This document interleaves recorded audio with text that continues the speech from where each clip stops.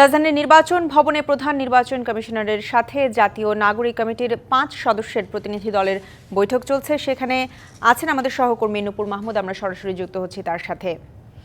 নূপুর, সিইসির সাথে জাতীয় নাগরিক পার্টির আলোচনার বিষয়ে সবশেষ কি তথ্য আছে আপনার কাছে, বিস্তারিত জানাবেন।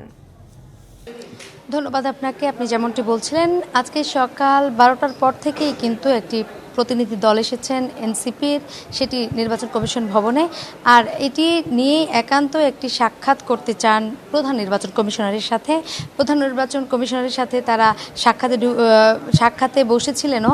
তার মধ্যেই কিন্তু কিছুক্ষণের মধ্যে আমরা দেখতে পাচ্ছি যে তারা বেরিয়ে আসছেন এবং সেই সাথে এখন পর্যন্ত কি আলোচনা হয়েছে এই বিষয়গুলো আমরা দেখতে পাবো। আমরা আসলে জানি যে মূলত তাদের যে বৈঠক, আজকের বৈঠকটি ছিল মেয়াদ বাড়ানোর বিষয়ে। তারা এনসিপির পক্ষ থেকে বলছে ৩০ দিন বাড়িয়ে দেওয়ার জন্য, কিন্তু এনসিপি এখন পর্যন্ত নির্বাচন কমিশনের পক্ষ থেকে এরকম কোনো কথা আমরা জানতে পারিনি। তবে কিছুক্ষণ আগে আমরা একটি সূত্রের মাধ্যমে জানতে পেরেছি তাদের এই ৯০ দিন যে বাড়ানোর বিষয়টি তুলে ধরেছেন একটি চিঠিতে, সে বিষয়টি নিয়ে কিন্তু হয়তোবা নির্বাচন কমিশন মেয়াদ বাড়াতে পারে, নতুন রাজনৈতিক দলগুলো নিবন্ধনের ব্যাপারে মেয়াদ বাড়াতে পারে বলেও আমরা কিছুক্ষণ আগে জানতে পেরেছি। সেই সাথে আপনাকে একটি বিষয় জানিয়ে রাখি, শাইনি চুলে এখন হবে সব হেয়ারস্টাইল।